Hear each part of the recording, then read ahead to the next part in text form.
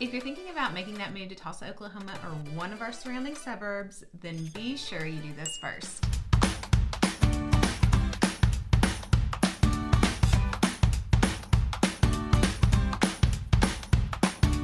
In this video, I am going to tell you how to really know if Tulsa, Oklahoma is the right place for you.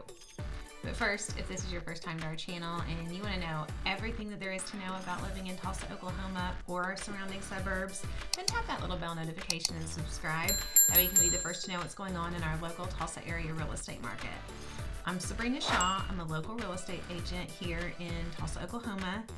And my team and I get calls and texts every single day from people just like you who need help buying or selling in Tulsa, Oklahoma. And let me tell you, we absolutely love it. So whether you're moving in 9 days, 90 days, 9 months, give us a call, shoot us a text, send us an email, jump on a Zoom call, and we would love to help you make that seamless move to Tulsa, Oklahoma. Our info is in the description. Don't ever feel like it's an inconvenience or that we're too busy, because we're not. There are several ways to get to know Tulsa, Oklahoma. If you want to watch any of my videos, I have a lot about living in Tulsa, about living in the surrounding suburbs, and you get a feel.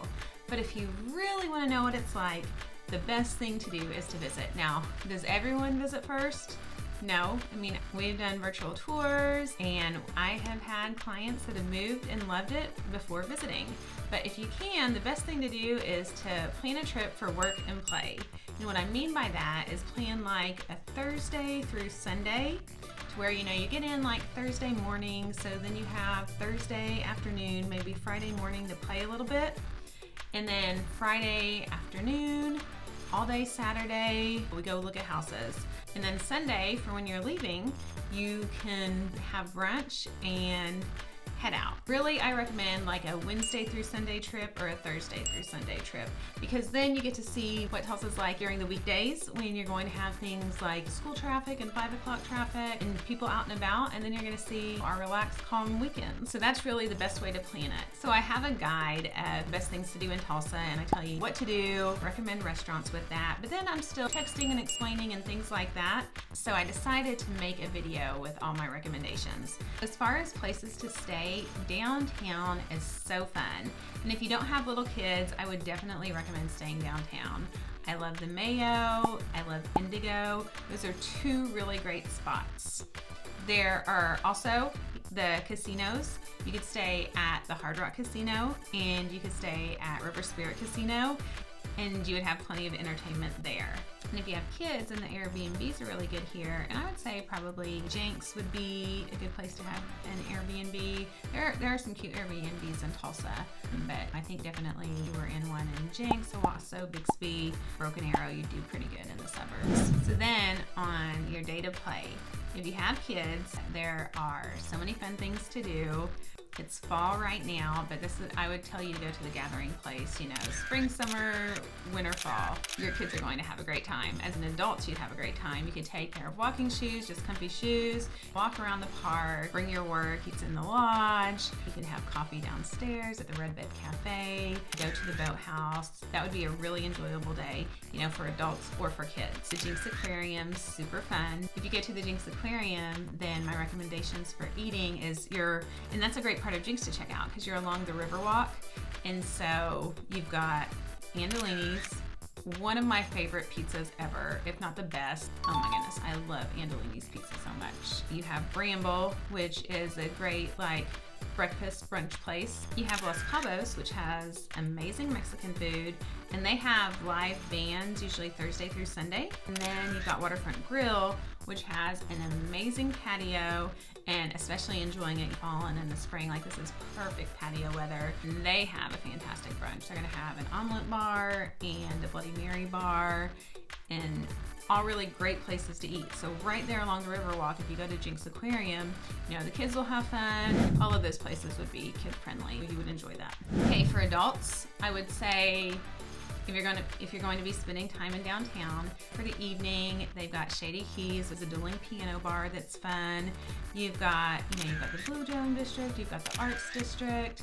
Look at Guthrie Greens. If you look on Facebook at Guthrie Greens, you can see what they have. I think it was last weekend. They had the Tulsa Ballet come on the lawn, come out in the lawn. They have symphony on the lawn. They'll have movies on the lawn. Just a really fun environment and tons of good restaurants there. Want steak? You can go to Prime. You can go to Bull in the Alley. Those are Bull in the Alley is like a speakeasy type. You go to Cicero's. It's Caribbean fare.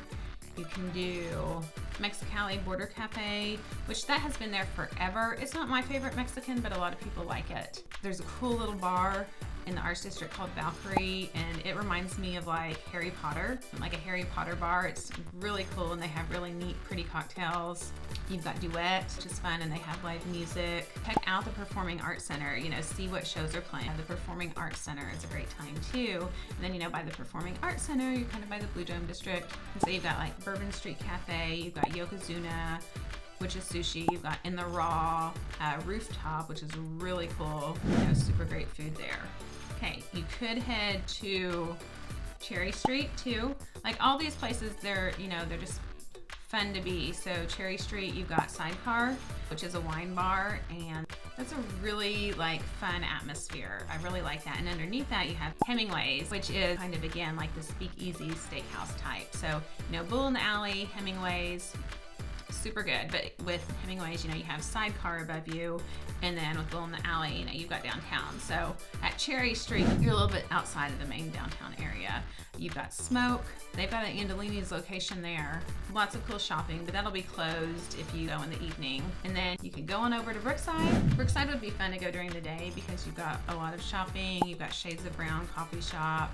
There's a cigar bar there that my friend owns, Churchill's. There's yoga studios, a lot of fun things to do along Brookside too. Very popular area in Tulsa that you should check out. You have to go to Philbrook Museum. And I would recommend going and having their brunch at Kitchen 27 and see the grounds. You can go through the museum. It's very impressive, but the grounds are just what will absolutely knock your socks off. Beautiful, fun. They have a rolling hill, and I'm telling you, you should try it. It's actually really fun, but the grounds are absolutely beautiful. This Saturday, they're having their dog days. You can bring your leash dog, and that should be a lot of fun. I'm going out of town this weekend. I'm going to Austin, so I'm going to miss that, but great time. And Philbrook has movies on the lawn. They'll have cocktail evenings. So Philbrook Museum is such a fun place and a beautiful place in Midtown Tulsa that I definitely recommend going to. Utica Square is another great place. That's our Rodeo Drive of Tulsa. But let me tell you, it's got Nordstrom, Saks Fifth Avenue, but we don't have a Louis Vuitton store. We don't have a Chanel store or Gucci or anything like that. But that is our high-end shopping for Tulsa.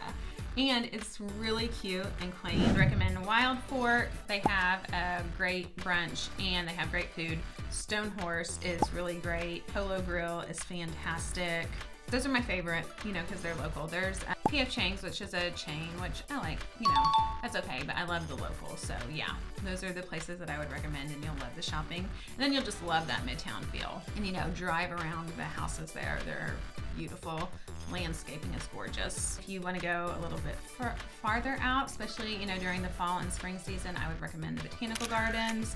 That is beautiful, and they'll have something where they have music, and then you have all the blooms around you, and then they have drinks and food, and just sit outside and listen to music, and that's really great. You could go to Jinx, and they have Maggie's Music Box. Thursday, Friday, Saturday, that place is so fun. It reminds you of an old time, I don't know what, I'm not really a music person, but I've been to Nashville once, and that was, I really enjoyed that. And so it kind of reminds me of Nashville, this one place, because you can't just go walking around and step into any spot and have music. I think for the most part it's going to be an older genre of music, but I'm actually not sure about that. But it's definitely fun. You will love it. And then just checking out the suburbs. If you check out the Rose District in Broken Arrow, you're going to have farmers markets, you're going to have their shopping, their restaurants. get to see the town there. If you go to Owasso, it's going to be the Red Bed District, and they've really started putting in to make something their entertainment district. Jinx, you've got the Riverwalk, like I told you. They're starting the 10 District. So really trying to bring more entertainment to Jinx. And then Jinx is also like the antique capital of Oklahoma, and they want to say it's the antique capital of the world. It's not, but you can go antique shopping, and walking down Main Street, there's lots of cool shops too. All great places. So you have tons. I've just given you a ton of things to do, and I think that you would enjoy every bit. And then getting out and seeing, and then taking first time around, it looks like so many different things sometimes. Some days we're just doing an introduction to Tulsa, and we're like seeing what you can get for the money. And so we'll spend a day. Sometimes we'll spend a day and a half. Sometimes, we'll spend 3 days. So it just depends. Recently, just in this past week, I've had some clients come in from Georgia. We spent 3 days together. I had so much fun. It's absolutely the best time. I had a great time. So we looked at all kinds of different houses, different areas. They knew they wanted to be here, and we found them something perfect, and it's so exciting, and we have a beautiful home. And then a couple days later, I had some clients in from Colorado, and it was more of an introductory of, is Tulsa going to be the right place for me?